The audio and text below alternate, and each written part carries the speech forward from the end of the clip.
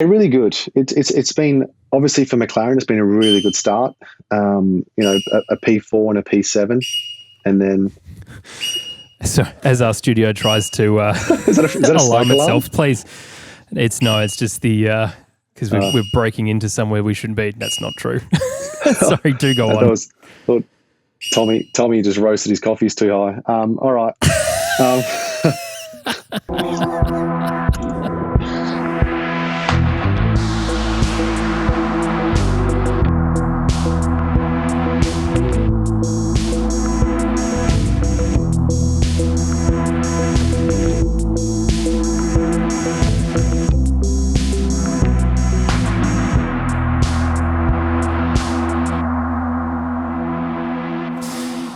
Cool. All right, are you ready? Take it away. Thank you. G'day, my name's James. Welcome to the Oz F1 show. In this episode, we have a very, very special guest, Michael Italiano, professional F1 trainer, and he joins us from the UK. G'day, mate. How you doing? Hey, James. I'm very well, mate. How are you? Yes, we're both very well. Thank you so much for being on the show. It's great to have you here. Now, you are a bit of a superstar thanks to Netflix now, which is great. So really good that, Jeez, you're really hyping me up early. Get you on the show. Sometimes you just got to do it, mate. But what I thought we'd do is chat about you. You're doing some amazing things at the moment with your own business, which is really cool too. But I thought we'd talk about your early life, what it was like to decide into getting into this, the bit that you're at now. Talk to us about growing up in Perth and how you decided getting into fitness and nutrition was the thing to do. Yeah, sure. Growing up in Perth, I absolutely loved it. I still do. I miss home every day. I think Perth's a beautiful place. Love the weather. I'm a summer guy. I love chasing the sun. So, being on the beach in Perth is what I love doing. So, growing up in Perth, I was a pretty confused teenager leaving school. I didn't actually know what I wanted to do. So I always had this creative side to me. So I always wanted to do something that was really creative.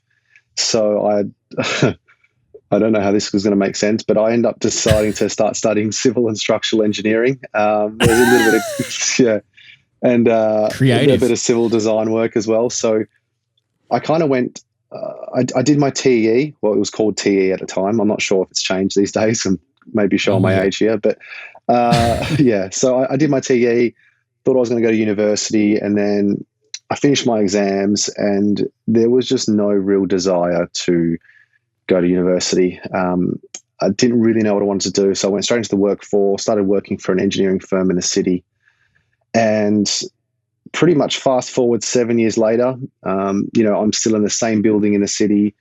It was a great job. It was a secure job. I was earning some decent money, and there's huge upside. There was a mining boom in 2008, so we started reaping the rewards of that boom from a work front and from a financial front. But I was a bit of a curious cat still at the age of I think 25, and I still wasn't completely happy of where my life was going.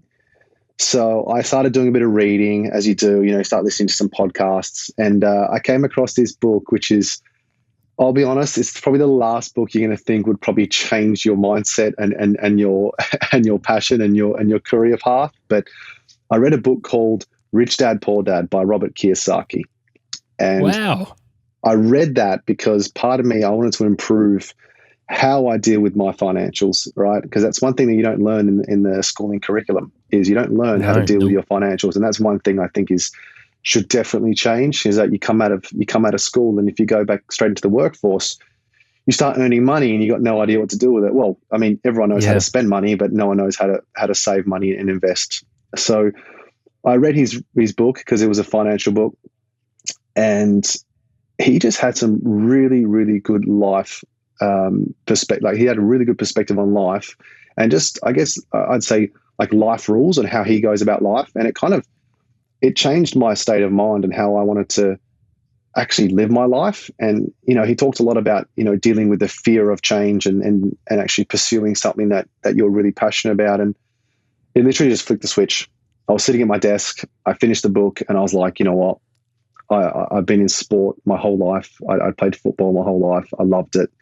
I was always meal prepping. I was one of those guys who really was into performance and trying to get the best out of myself.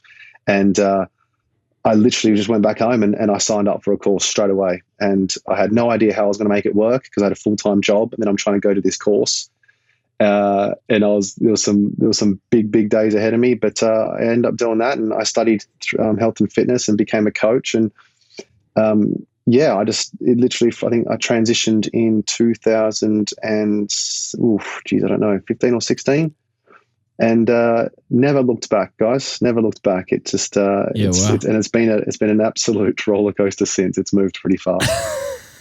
Yeah, I can imagine. Can only imagine. It's interesting. I think a lot of people, and we're fortunate enough to be small business owners ourselves, but taking that big jump into doing something that you love. For us, it's the opposite end of the spectrum to you. We do gin, which is unhealthy. Still delicious, but that's really, really cool to listen to. And I think a lot of people will be feeling the same, especially after COVID. Whilst the things have changed and, there's a lot of remote work going on, I know there's a lot of people who are like, I'm just done with whatever it is that they're doing. So to jump from engineering and working in an office, even in a mining boom, to deciding what you actually wanted to do, which was sport and fitness and nutrition, mate, that is epic. So well done, firstly, for making that decision, but also riding that roller coaster. It's great. Yeah, thank you. It was scary because I don't know if people are aware of how, I guess, the transition looks like becoming a personal trainer. But I've gone from a very comfortable 40-hour salary week to all of a sudden, you go to a gym and you're being charged rent and you have 0 clients. So it was very scary, to a point where I was working both jobs and I didn't tell my employer about that. So I was coming in at the gym at 6 a.m., training people until 9, and then literally driving to the city, getting changed in my car to put my shirt on and my pants on, and just racing into the office, work there till 5, back in my car, get changed into my gym gear, and then train from 6 till 8 p.m. at night. And I did that until I had about 10 to 15 clients, where I knew then once I left my job, there was a little bit of an income there to keep me to survive. So there was 3 months of like 14-hour days of just going back and forth between jobs. And no one forced me to do that. That was my decision, right? And that was me wanting a change, and that was me wanting to better my life. And so that's not me. That was just something that I wanted to do. And I feel like if you're passionate about something, you will go the extra mile to do that, which is what I did. Yeah, and awesome that you stuck with it. I think a lot of people might just see what you currently do and think, wow, that's really cool and really shiny, and traveling the world and hanging out with a mate who you also work with and others in the paddock too, other Aussies or whoever. But so much goes on before the overnight success. I do a bit of music too, and there's a saying that it's 3 years behind an overnight success before you can actually see it come to light. Yeah, spot on. I'll be honest, I did work my butt off. I really did. As soon as I made that transition, I'm like, okay, I've got 10 clients. I'm so used to earning X amount. I need to make this work. I wanted to make this work. So I worked Monday to Saturday, and I worked literally. My first client was 6 a.m. and my last client would finish at probably, I think, 8:30 at night. And it was it was completely different from sitting in a chair for 8 hours to being up on your feet, lifting weights, helping people and trying to have that energy for all day long. Because, you are their role model. You are their coach. They're trying to breed energy from you, so it was a complete change. And I won't lie, the transition was tough, but like I said, it was my passion. It's what I wanted to make it work. So, you just naturally work hard because that's just what you want. So yeah, I'm glad you brought that up, James, because it's not, there's no real, there's rare overnight success, but there's also a lot of hard work that goes into, getting to where you, I guess your ideal position is. Yeah, and certainly a lot of information that you consume, in your instance, not only the course that you've got, but listening probably to other podcasts, as you said, and watching what other personal trainers are doing either really well or really poorly, and deciding what kind of trainer you're going to be, because the industry is rife with people who are not positive influences on people, and it's really hard for those clients or whomever to come back, as you say, being that role model and leader of insert how many people here who you've coached before now. They must be very proud and happy for you to get to that point. But there's other personal trainers now who are doing what you did every single day, and they're heroes in their own right. So that's awesome, mate. So and well done for sticking with it, because it's very easy to just throw the towel in and have fade in that passion and think that it's not going to happen. But tell us then, what did happen? When was the moment that you sort of departed that personal trainer line and go into sports fitness or F1, or what was the step? Yeah, well, like I said, the transition was tough, but what I noticed after the transition, my business has boomed. I literally went from 10 clients to 50, like in a matter of a month. And then I ended up having to hire an apprentice to take on the load because I was that in demand. And so that's where I was like, wow, this 3 months of just stress has just been so rewarding. And so business was going well. I was training athletes, I was training the average Joe, I was training a lot of corporate clients. And I was enjoying that. I was enjoying going, from those 3 different types of characters throughout the day. I definitely felt I could give off a lot of value to each and one of them. And how it transitioned, I guess you could probably call it luck. But I also say you create your own luck, right? And I wouldn't have created this luck if I did make the transition. I'd still be in that Perth office. So, it was probably a bit of luck, probably good timing and good fortune. Daniel was finishing his 2017 season, and he felt the need for a new coach due to all sorts of reasons. And I'll actually never forget it. I woke up at 5:30 in the morning. I woke up at 5 a.m. because I was getting ready to go to work for my 6 a.m. client. And I saw a WhatsApp message from Daniel, and it was at like 3 a.m. because he was in European time. And he just said, "Hey, mate, I'm heading back to Perth. Obviously, season's ending, so it'd be good to have a chat. I'd like to know if you want to travel the world with me next year." And just drop that there.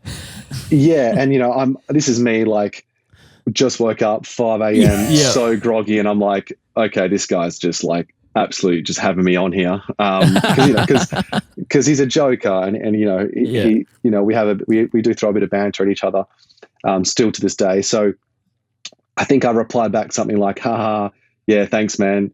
And like completely blew it off. And I think he sensed that. So then like I got like a reply like 8 hours later when he woke up, and he's like, no, seriously, like, can we sit down and chat when I'm back in Perth? And I was like, oh, wow. Like, geez, he's serious. So we sat down in Perth when he came back to see family, and he told me what he wanted in a coach, and he was thinking about, he wanted me to come on board, and which was amazing for me. It's obviously changed my life. And so we discussed it, and we discussed the relationship, because, part of my initial concerns was, okay, we're friends, but there has to be a very clear barrier between when I have my friend hat on and then when I have my coaching hat on. There has to be a sense of respect for both parties there. Sure. Because the old cliche, never go into business with your best mate. So we made that mistake. Yeah. I'm sorry, mate, we're not mates. I don't agree with it. I don't agree with it at all, because it's worked out with me with a couple of my mates already that I've gone into business with. So, hearing that, you're kind of like, okay, let's set the barriers straight first. And to be honest, we did that, and he was like, I think we agreed on like the 18th of December, and he's like, I'm like, cool. So when do you need me? And he's like, kind of need you to move in January. I need you to move your life over in January. And I'm like, wow, okay, I've got 4 weeks to move my entire life to Europe. So it was a hectic month after that. Oh man. But, man. Yeah, that was 4 years ago, and still in Europe. So that's pretty much the story. That's how it came about. You could say luck, good fortune, and good timing, I guess. Yeah, for sure. So what's going through your head? You're training a big kind of varied client base. You're now going to work with a specific athlete in a very specific sport. What's the first thing you kind of do? Are you researching? Are you thinking about what are you going to change? What's the first thing crossing your mind? Yeah, good question. The first thing that crossed my mind was obviously a little bit of doubt. I think that's just natural in anything. You're kind of like, geez, am I prepared for this? Am I going to be the right fit for him? Because yes, of course you want to take the job on, but deep down, it's, it's a big responsibility. I'm not just going to take the job if I don't think I can make a difference for Daniel, because then I'd be jeopardizing his career, which is the last thing any coach would want to do for their client. Sure. So there was a little bit of doubt if I was ready to take that next big step. So what I did, Tommy, I pretty much it's pretty funny. I bought the F1 history book and just started reading up some history in F1 because I'll be honest, I only started watching F1 when Daniel made it. I wasn't a massive fan of it. Obviously, following his career path, and once he made it, I started watching it. So read a bit of history on it to learn a bit about it. Read a few F1 books. Read a bit about how motorsport is as a general rule of thumb, and just trying to understand the sport before I trying to understand how to train him.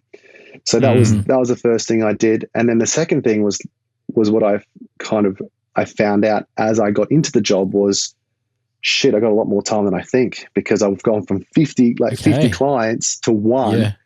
I actually struggled with that transition quite a lot. It may sound weird, but I did, because you have so much time, and then because you got so much time, you're almost like second guessing yourself. You're like, well, I obviously can be doing more, or what am I missing here? What am I not doing? Or does he expect me to be doing more than this? But so that was kind of like the transition period. So you mentioned you didn't really know much about Formula One. Well, maybe not know, but really be into it beforehand.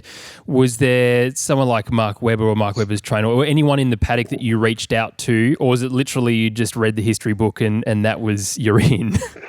So I read a lot, and then once I got welcomed into the Red Bull team, I obviously started meeting. I met a lot of his engineers, and I buddied up with Max's trainer, Jake, who is now a very close friend of mine still.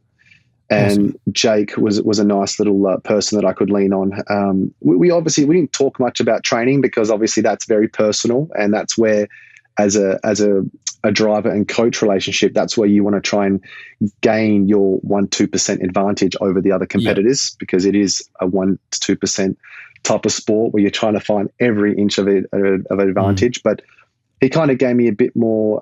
He gave me some advice on what to expect, how to go about it, and also Daniel's old trainer. So Daniel had a trainer going through the routes of F1, a guy called Stuart Smith. I had I guess monthly or fortnightly debriefs with him, just to ensure that he knew that I was taking the right steps. So I was lucky enough to have two people within F1 that I could kind of just ask any questions that I had. So I felt comfortable.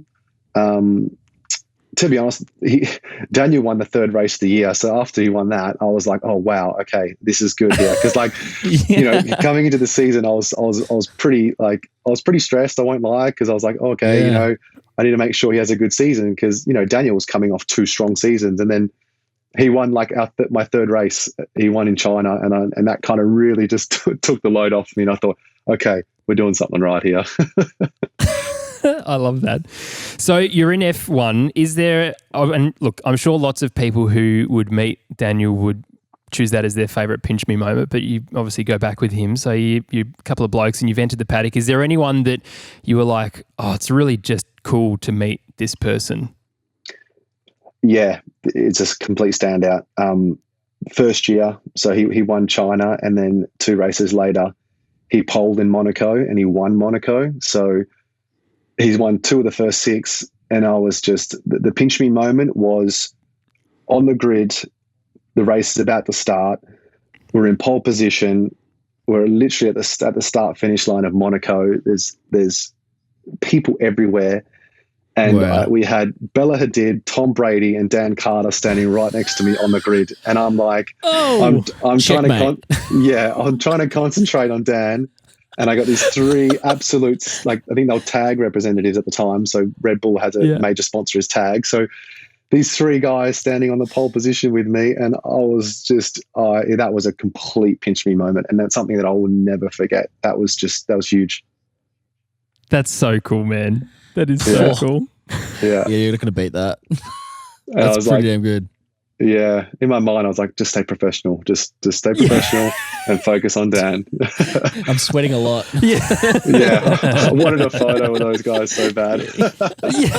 Don't ask for a photo. Yeah.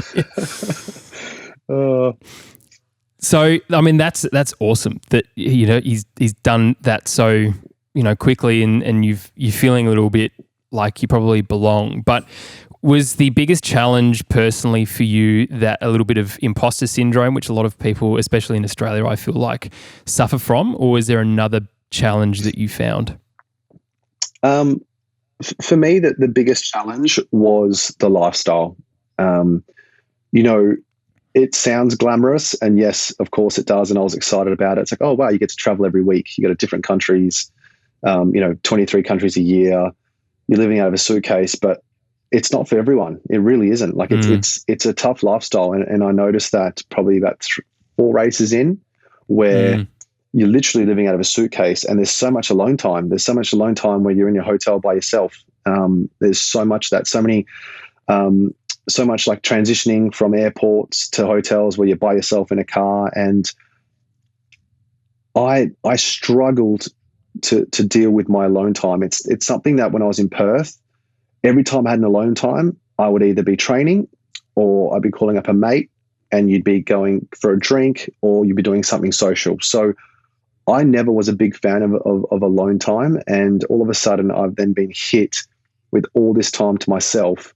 I got homesick, like pretty bad. Like where I was like, why? I started feeling quite miserable. And then because I'm feeling miserable, I'm like, what are you doing? You look at the job you're in, like, why aren't you happy? Yeah. And then it really started to play in my mind. And it wasn't until the year actually passed, I had a bit of a debrief with myself. I realized, I was like, okay, I think this is what it is. It's because I'm just not used to having alone time and not knowing what to do with myself. So I actually found that the lifestyle change, just going from, a normal routine in Perth to a complete 360, I found that was the hardest point, where I know probably hearing it on this podcast may not sound like you may not be able to correspond or relate to it, but it really was. It was really hard. You sort of seem like the kind of guy that's very relationship focused. I love building relationships with people and engaging, and maybe more sort of overtly focused. And I think, you're absolutely right. The what is shown on TV is certainly a part of it, but then we all go back to our normal day jobs or whatever, and you're traveling again often by yourself. It's not like you're always with Daniel or the team. So yeah, difficult. And I wonder if that's where, we'll talk about this in a little bit, but the business idea comes from, because if you're left alone and you want to start doing things, I suppose you start drawing things on napkins. But before that, what's the culture like? This is a question because, again, this is something we don't get to see, but for you and other trainers, there's a couple of trainers who are well known in the paddock, and now, again, because of Netflix, you're probably one of them. But what's the culture like between you and others? Yeah, I mean, the culture in F1, it's quite a tight-knit group, as you could probably imagine. Like, you've got all teams in this one paddock, and you see each other so much for the year. So, everyone does kind of know everyone, which is nice. I think it's a good tight-knit group within the paddock, and that does extend from teams, even the Sky Sports presenters and stuff like that. Everyone knows each other, talks. Been a bit difficult since COVID. You got to stay within your bubble now, sure. So haven't been able to chat to people as much. But the culture's good. Obviously, each team has its own different type of unique culture. So I've been lucky enough to experience 3 teams already through Red Bull, Renault, and now McLaren. So that's been really great from my own perspective on how teams operate, and just taking away a few little key aspects to each team and how we can help them.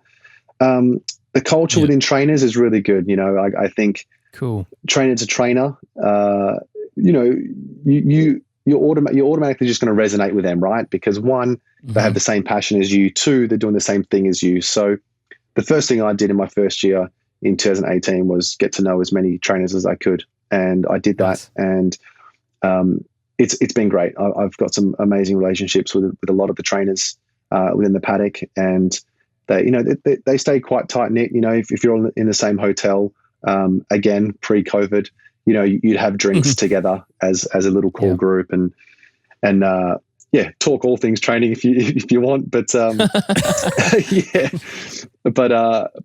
guess we're just all regular guys, right? And we all got the same interests, the same passion. So I think you're automatically just going to connect and find a positive relationship there. Yeah, for sure. You mentioned the 3 teams you've been at. What were like the big differences you noticed just from a culture or how they went about certain things? What were some of the bigger kind of changes that you saw across the 3? I think the biggest one was the winning mentality.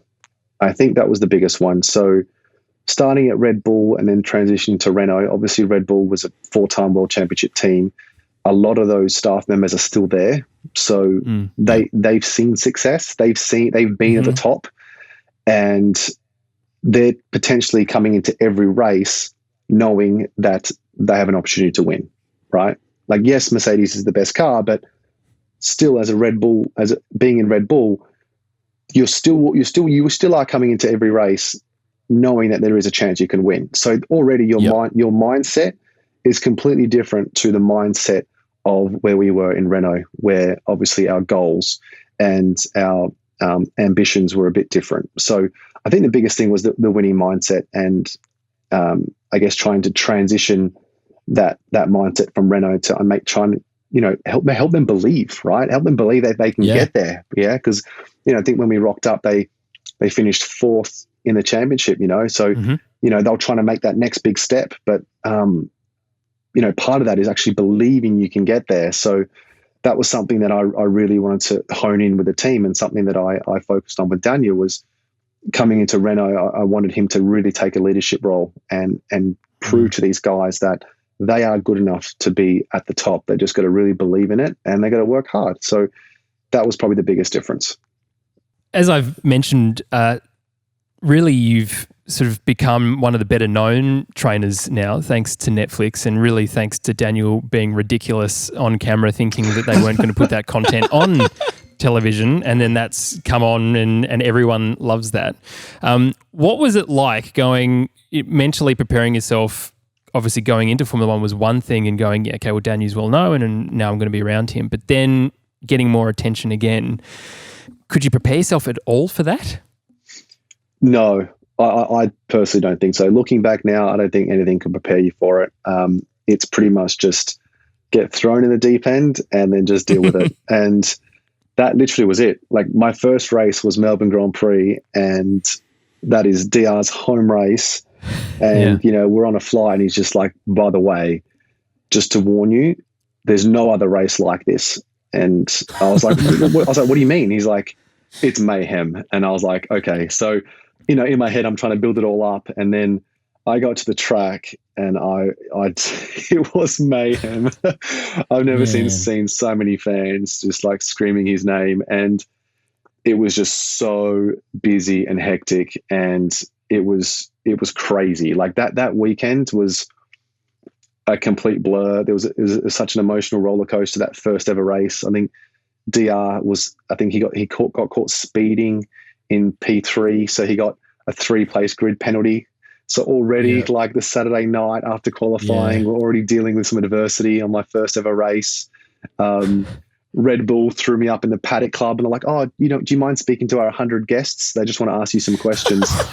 And I was like, cool, okay, cool. So all of a sudden I'm standing in front of like these VIP guests, and they're asking me about jet lag protocols, and I'm like, guys, I'm still working this out.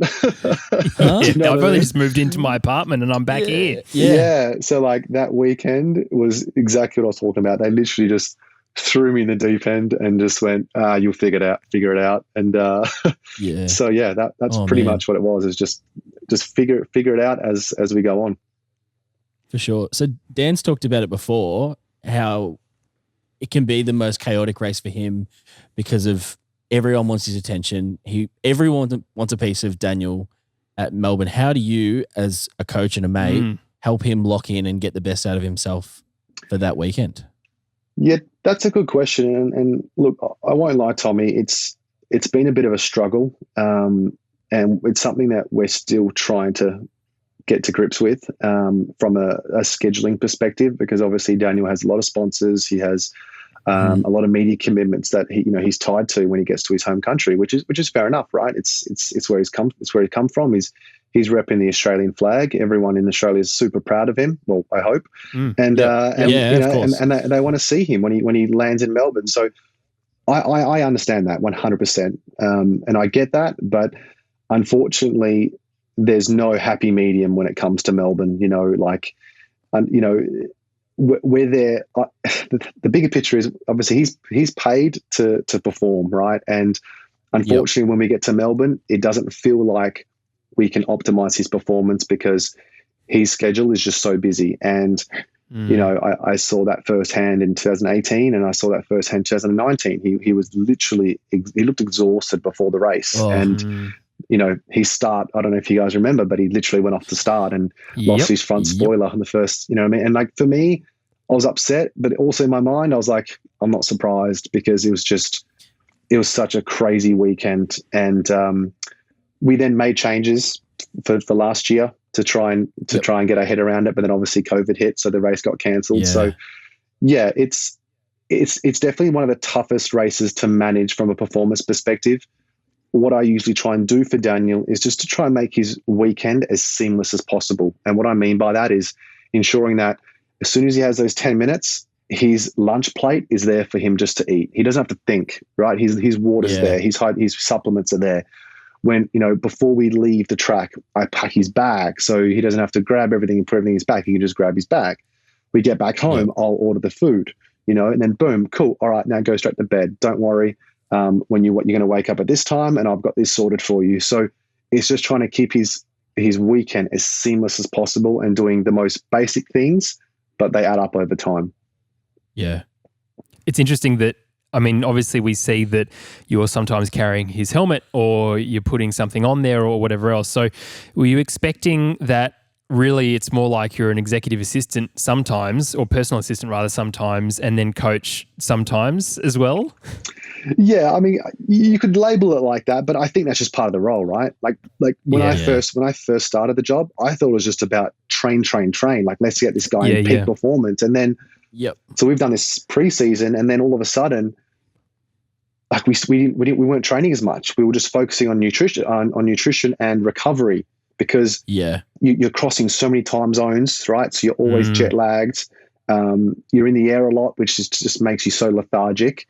So this is when I was reaching out to the trainers. I'm like, dude, like, we haven't trained this week. Like, is that okay? And they're like, yeah. I was like, just chill out. Like, obviously, like he needs to be prepared to perform, right? So I learned very quickly that it's not all about training the job. It's about being, helping him to optimize recovery, but also being a sounding board, because there are going to be times throughout the year, I think it's one of the longest seasons in any sport in the world. You start in March, you end in December. Yep. It's crazy long, right?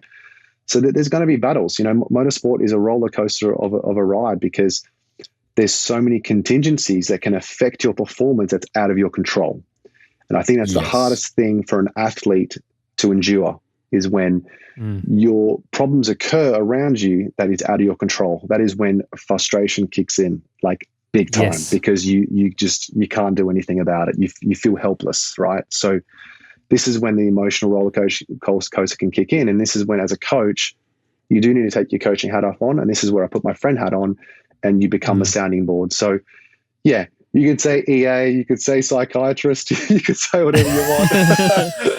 Many hats. But it's literally just part of the role, and it's something that, as a coach in general, that's something that you should be fully aware of and should be fully about, because that's part of the process.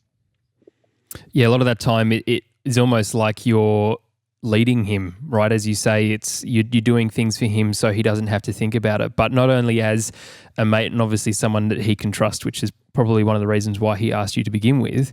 But your skill and your understanding of working in a big corporation before jumping across to follow your passion and what that's like, convert that to, now McLaren or Renault or Red Bull, and what he needs to be doing, just being able to lead him rather, and for him to just go, "I know Michael's got it," so I can just sort of tie into everything else, is probably such an important reason as to why he's, everyone's like, "Oh, he's one of the best drivers on the grid." It's like, yeah, he is really talented, but there's all this other stuff behind the scenes that you have probably helped with a lot since you've been there, which is really, really cool to listen to. Yeah, spot on. DR has a very, very good inner team around him, and that stems from his family, his friends, and then his management team as well. And he's got a very, very good inner circle around him that are very honest with him, and their best interest is him. And that's very important as an athlete, to have people that you can trust, because it's a big wide world out there. And then when you become famous, there's a lot of people that want a piece of you. So it's good to have For sure. People within that inner circle to one, keep him grounded, and two, have that trust factor with, which he definitely does have. Here's a really important question for you. Do you have any influence over what he listens to before the race and after the race? Zero influence. When it comes to music, that is his jam, my friend. If I give him any music advice, I reckon he'll throw me out of our race room. I saw in your AMA on Instagram the other day that you're a Mumford & Sons fan, which is definitely a vibe. I'm all about that. Nice. I guess you've met them, but I will, if I'm in a busy mindset, they're actually basically all of their music, but their albums are so good to just get into a zone. And I'm sure, and then similarly, DR's probably all about like what you listen to. Yeah, of course. He's a good guy. But when you're in the coach, what do you listen to, Tommy? Oh, mate, anything. I used to play in a hardcore band, a very, very crap hardcore band back in the day. But looking at DR's playlist, I was like, I see a lot of familiar things. Yeah. Good guy. You walk into the roastery here where Tommy's roasting coffee, and it's almost like going onto DR's Spotify pre-race playlist. You're walking like, wow, I'm so hyped up to what the coffee wants. To smell coffee. I'll surprise you guys. His music varies a lot. So yes, he loves the hardcore stuff, but it depends on where we are, and I guess his state of mind going into a race. So sometimes, like coming into qualifying, I want DR in a very relaxed state, because in qualifying it's different. You're just trying to do the perfect lap. Where a race, you need to be on for 2 hours. So that's when he likes to be a little bit more G'd up and whatnot. So his music does vary. And what I mean by vary is because driving to the track this, last Saturday is a 40-minute drive from our hotel to Imola. He's got Taylor Swift Exile on, and we're just singing away to that. So my man. Yeah, I love that. So nothing's off the table. Go with it all. Yeah, so there's a bit of heartfelt music in there. There's a bit of country that pops up now and then when he's ready to get G'd up, that's when the heavy metal kicks in. So he has a bit of variety to his music, definitely. I like that. But when you're coaching, you control the iPod, am I right? I'm not allowed to. If there's one thing, that I can't control, it's music. It's like if my phone is connected to the car on Bluetooth, it's the first thing he does. He gets in the car. It's not even a hello. It's like disconnected Bluetooth. This guy. I've got zero control. I've got zero control. And you know what? I'm not fighting it, because to be honest, he's got pretty good taste in music. So I'm not. Yeah. So it's fine. And he's all about some Australian artists too, which is really important. And I think and especially through the stuff that he's like done on his own channel on YouTube, just promoting a lot of some Perth groups too, has been awesome to do that. Like he's not. Yeah, he doesn't seem like doesn't want to use his fame to use that sentence to try and help other people along. No, he purely has a passion for music, and it wouldn't surprise me if he somehow ventured within the music industry post F1 career. Maybe he could just hide on a rap song like Hamilton did. Well, maybe Tommy needs another lead singer for his band or something. Who knows? Done. Man, he'd be a great front man. They wouldn't be coming for the music, mate. He likes coffee. He likes coffee. So if you're roasting him coffee, I don't know. That could be a little. That could sway him. We'll we'll try and send you something which will be impossible. We'll just send it to Perth. Send it to Perth. It'll be old and stale by the time he gets it. But anyway, mate, one of the things that, as I said at the beginning, and as we've emailed backwards and forwards, that I really love about what you're doing is your own business stuff. Thanks. And F1's very exciting and it's cool. And yes, Daniel's cool. But from a business point of view, and people who listen to this podcast as well, I know there's plenty of entrepreneurs and people who are in leadership roles in either really big multinationals or others. And I shared a business podcast with you that I'll share with other people too. But when was it that you decided there's a gap in the market here and I'm going to try and help fix that and help people? It was probably end of 2018, like I said, when I did a massive review and I realized something was missing in my life and I knew that I wanted to, I guess, do more. I'm not the type of guy who likes to just sit on the couch and just watch Netflix. I like knowing I could probably do more. And because I'm so passionate about it, I definitely wanted to do something. And like I said, I've gone from 50 clients to one client, and then all of a sudden after a year, I really missed having that impact on people's lives. So that's when I kind of had the idea, okay, I'm going to start my own global online fitness platform. And so I started that the start of, there's a lot of planning involved. So I started that March 2020. So it's only been going for a year. It's very raw. Yes. Learning a lot about business, which is exciting. I've taken a big risk. I've invested quite a bit into this from time and effort. So, but again, it's reminded me why I've done it. Getting the feedback I'm getting from people all over the world, it's amazing, and it puts a smile on my face. And we're about to launch a big update this week where we got a bit of an app feature kicking in, and I'm actually going to start taking on clients from an online coaching perspective, whether you're an athlete or a corporate or someone who just wants to improve their general well-being. So yeah, I miss that side of it, and it's only been going on for a year, like I said, but I haven't regretted it. It's been amazing, and I think we're in over 40 countries now, which is so cool. We've got this this community that they're just so tight knit. I've created like a Facebook group with all the members, and they all Zoom call each other and do Zoom workouts with each other now. So they've found like fitness buddies, and it's just so cool, man. I love that stuff. It's the whole reason why I got into it, right? So that the moment was probably after the first year is when I thought, no, I think I want to do more, but also I think I can give more to people. I think having an online presence will be able to give, I'll be able to give more knowledge to people. And so that's what I've been trying to aspire to do. And I love that on your Instagram, you'll share stories of people who tag you. One a couple of weeks ago is their very young child working out with them. Yeah. And that's awesome. You're building a community and you're helping people, and it's in a fitness sense, but you're not bigger than, your own name on the brand. So you're still wanting to invest in that. And again, I don't know if that's necessarily an Australian thing, but it's very genuine. And it's awesome, man. We're just trying to get Campy onto your platform, but that will take you can't see him, but that will take a hard thing to do. What was the biggest challenge for you, not with a small business background, right at the very beginning? So you've decided, you've written the napkin as all small business owners do. Mm-hmm. What was the challenge that's really stood out? Not doing everything yourself. I feel like that was the biggest challenge. When you start something and it's your baby, you want control of everything. You want everything to be perfect. You want to do it you want to do everything. And then all of a sudden the project becomes bigger than you, and you realize that one, other people can do a better job than you in specific fields. Mm-hmm. And two, sometimes you got to let go and put trust into someone else to make sure that they're doing the right job. So that was probably the biggest difficulty for me, because I've never really had to, like I said, I've never started up a business before, and I like, being a coach.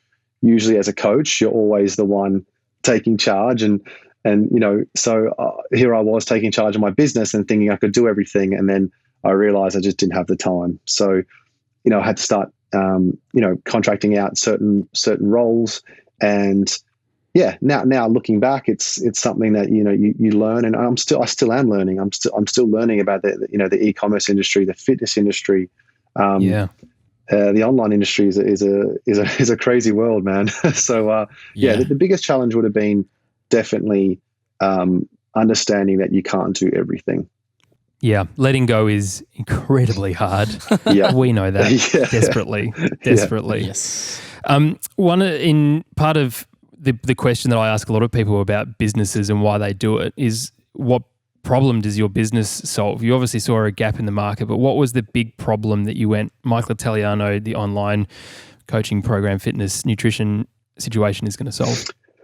So what I saw was just like the fitness industry hit a boom, right? I'm pretty sure it probably started 2, 3, probably more, 5 years ago. And what I realized, everyone was just bombarding the app store with fitness apps. And to be honest, the people creating these apps have zero fitness experience. And it's true, they don't. They're just IT guys who are just trying to create a fitness app because they see there's a gap in the market. And I noticed that there wasn't much simplicity to a lot of these apps, and they kind of just overcomplicate the process, and they kind of lost the coaching feel of how the journey should look like from a client perspective. So that's what I'm doing with my platform. I'm trying to keep it simple, and we pretty much break it down. And so what I've done now with the upgrade this week is you take a lifestyle quiz, and it's literally just a quiz about it's 9 questions about your lifestyle, and it talks about what are your bad habits. Do you struggle with your sleep? Do you have, how many units of alcohol do you have per week? What are your weaknesses when it comes to nutrition? And then all of a sudden I get all this information on your lifestyle, and then you break it down into a program and a tailored nutrition plan. Because what I notice is there's heaps of really good programs and nutrition plans out there, but you also have to tailor that to your specific lifestyle. Because what I realized, when I first started out is, especially coaching, I coached a couple of nurses and a couple corporates. They don't have time for these perfect tailored nutrition plans and these 45 to 60 minute programs that I'm giving them. It has to be tailored. So this is where I've kind of used my experience, and then I'm adapting this into my platform to keep it simple and adopt it to your lifestyle, because everyone's lifestyle is unique. Yeah, that's so cool. Yeah. So what's been your sort of standout moment of creating it? The standout moment is definitely being the community group. So the Facebook community group where every member joins. You don't have to be a member, by the way. You can also just join to be part of the group. But that was probably the biggest standout moment, where I got people from Turkey, Russia, Philippines, and then obviously, Australia, UK, America. They're all reaching out, training with each other, giving each other advice. There's people messaging, "Hey guys, I need some motivation this week," and then all of a sudden you've got 60 comments of people reaching out. I'm like, this is what this is about. So that has been the best thing, and probably the number one motivator for me has been the members, like the community group, and seeing how all of a sudden we got 2,000 people in there, and they're just so tight knit. Like I told you, they're training together now, and they're posting stuff on their stories and, of all their results. And that's honestly, it brings a smile to my face when I see that. Really cool. Yeah, that's really, really cool. That's so good, man. Sweet. So we're into the season. We've had 2 races so far. How are you finding it? Mate, really good. It's been, obviously for McLaren, it's been a really good start. A P4 and a P7, and then. So as our studio tries to is that a alarm alarm? itself, please. It's just the because we're breaking into somewhere we shouldn't be. That's not true. Sorry, do go on. Thought Tommy just roasted his coffees too high. All right.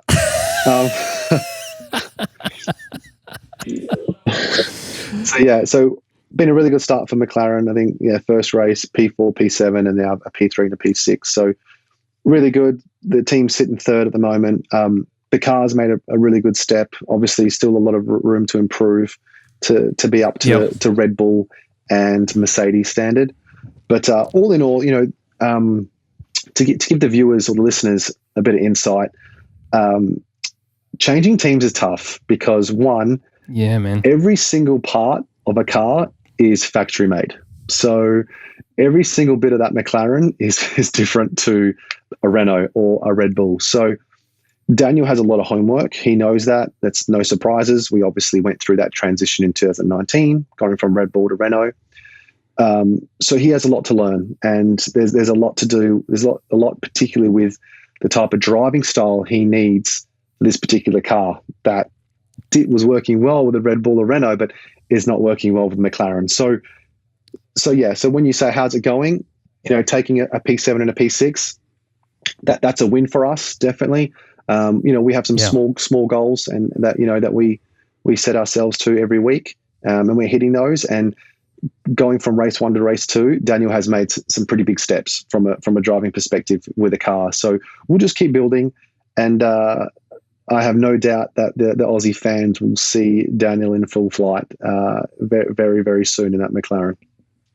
Good to hear. Oh, yeah, man. And I mean, there's a couple of journalists here who aren't really Formula One people who just say, oh, you made a mistake leaving Red Bull and Renault. And unfortunately, in this country, we have to deal with such rubbish. But it's nice to hear. This is why we do this show. But it's good to hear that from you too. Yeah. Daniel's done a couple of posts about him working out remotely. Obviously, I'm sure you design some remote programs. But when you're together, working out in cool places is a thing that you can do. What is the coolest place you two have ever worked out in? Jeez, that's a good question. It's got to be Monaco. Well, to be honest, in Monaco, it's in his house. So because we're so used to it, it just feels like we're I saw at a pretty home. cool beach run. Okay, there's one that springs to mind. So in June, there's usually Baku, and then we go into Canada. So there's a double header there. Yep. So usually before Canada, well, we attempted this in 2019. We thought, okay, how about we go to New York for 3 days, and then it's a 6-hour drive from New York to Montreal, and we can see some really cool places along the way.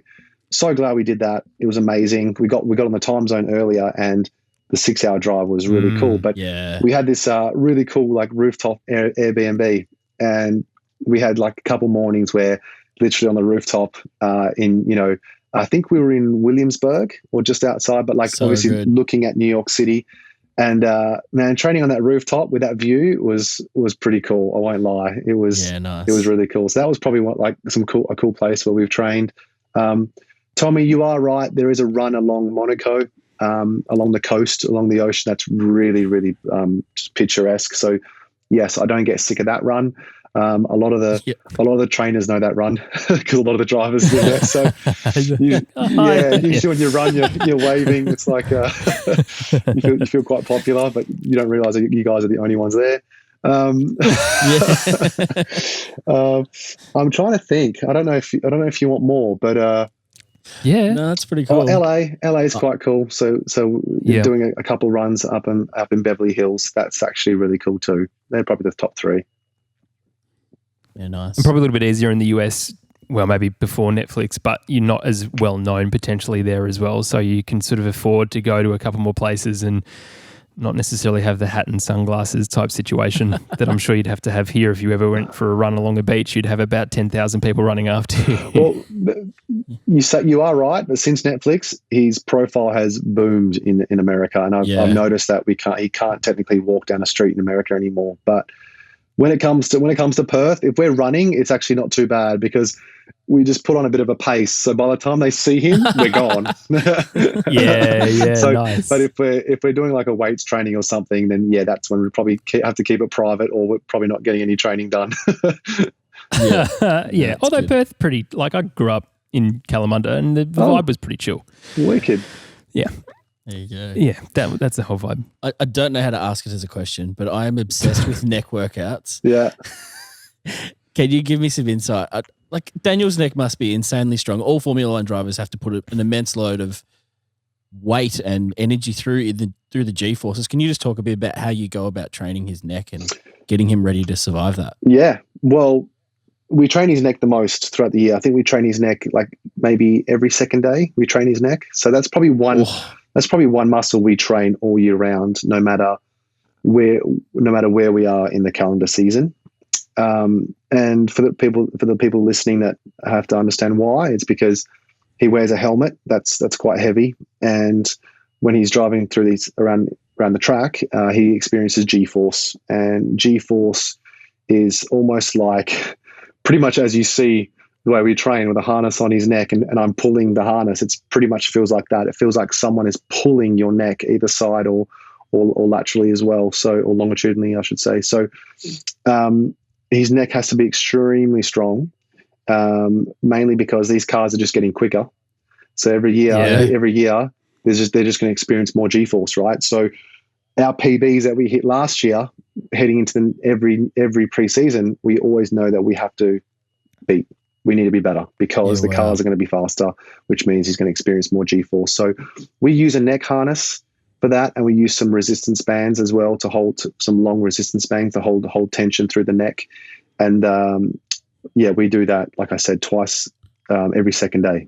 We'll train his neck. So he has a very strong neck.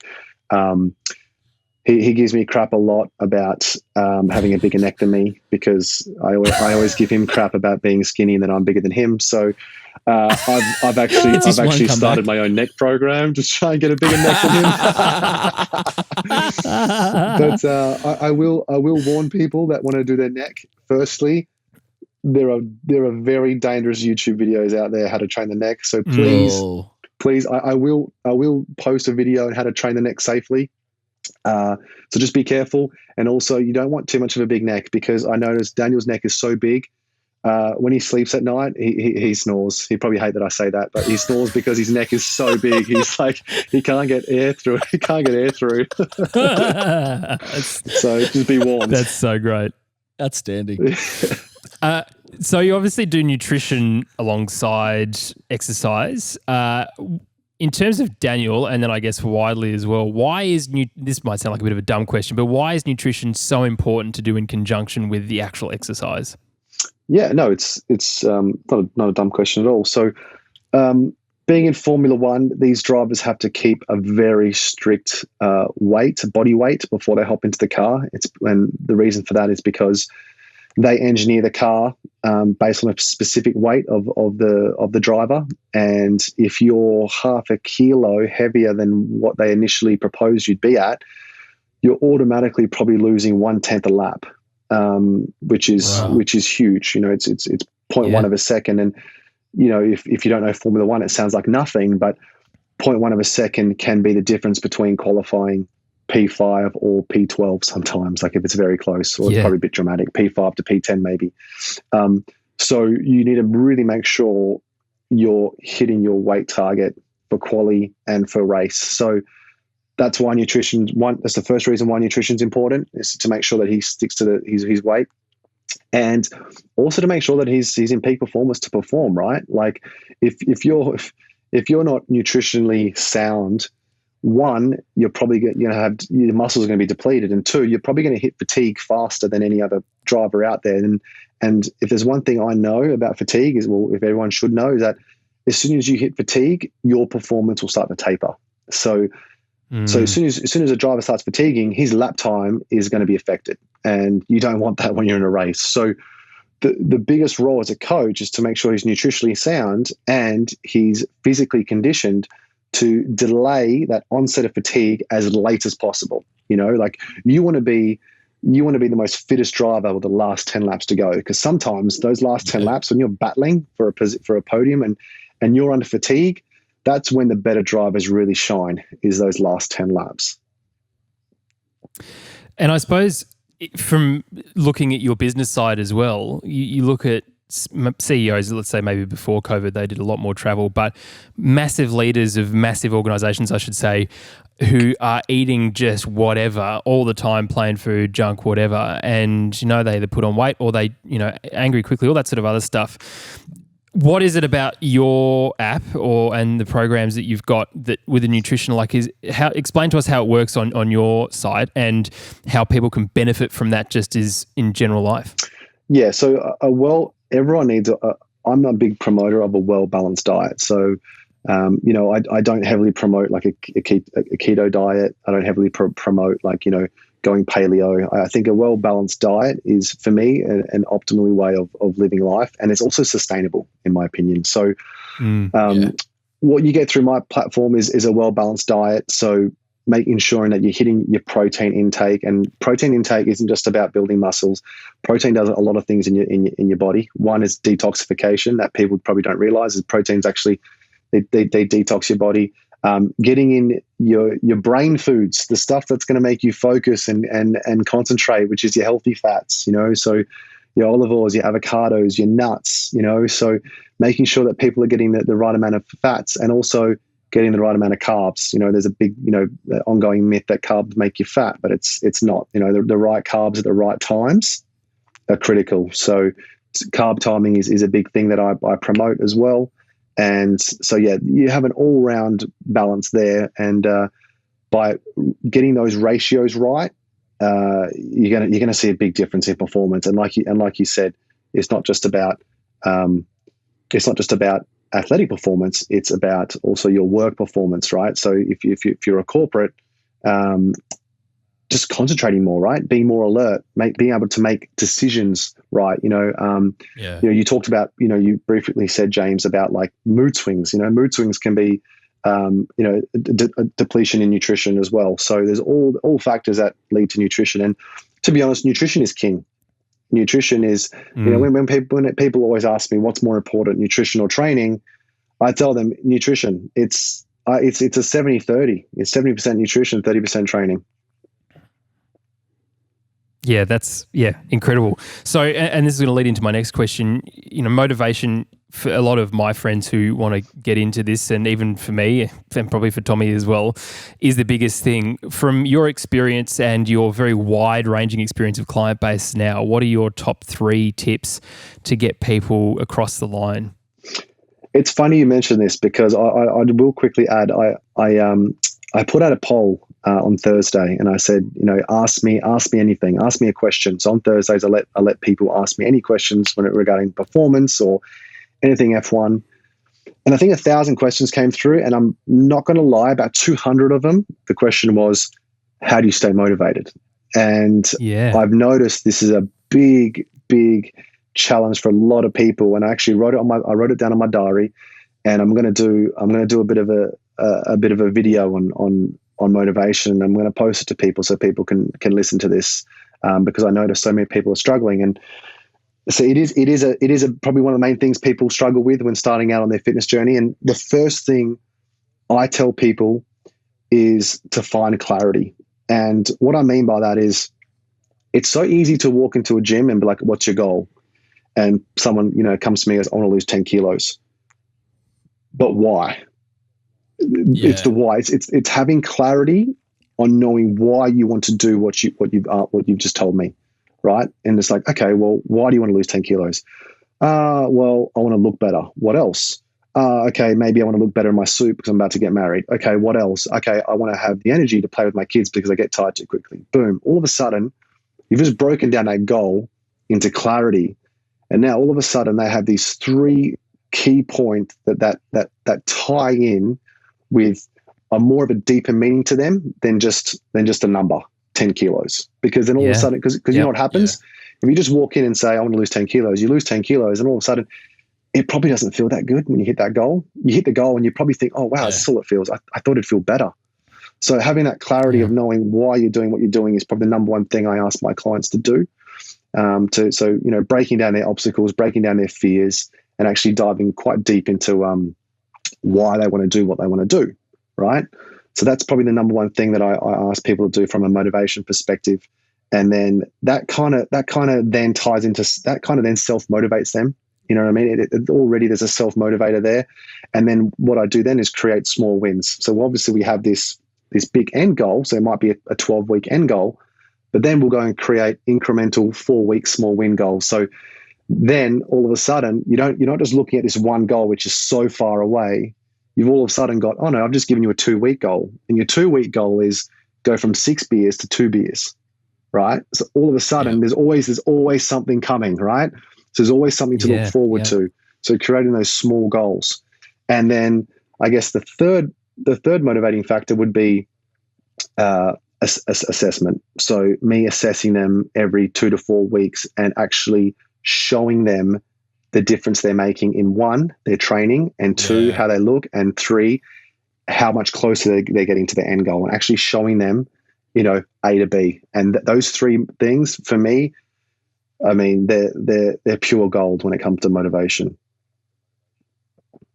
That's awesome, mate. And look, to be honest, I think I'm going to jump on to the app and start, because it's something that, from an authenticity point of view, there's plenty out there, as you said, and often they don't really know what they're talking about, or they charge exorbitant fees. And we'll put the links obviously below to all of your stuff. But if people wanted to check you out, where is the best place that they can find you? Yeah, so the best place is my website, www.michaelitaliano.com, and probably my Instagram channel as well. So just at Michael Italiano. So those 2 platforms. My website is obviously through my paid service, but my Instagram, I also provide a lot of free content to people that just want to, I guess, keep in touch with and learn some health and fitness. You can also subscribe to my mailing list on either channel, and I send out coaching, weekly coaching mailers, talk all things coaching. So like you said, I might email about motivation one week. The next week we'll talk about lifestyle limitations. I talk about belief, self-confidence. So a lot of things that I coach Daniel on, I put into my mailing list, and I actually enjoy writing about. And so if you want some free stuff as well, it's there for you. Oh, that's awesome. Amazing. And, we, the general public, will benefit from your experience and what you've learned at the peak of Formula One. But, mate, you're an absolute legend. You're doing amazing stuff. Thank you for your time. Thank you for giving away free stuff as well in terms of leadership, your thoughts on that, and on motivation and health and fitness just generally. It's awesome to have an Australian doing what you're doing in that space, and we wish you all the best, mate, with the business and, of course, with the season. Appreciate your time. Thanks so much for joining us. Thanks, James. Thanks, Tommy. I appreciate you guys having me on. Really enjoyed today.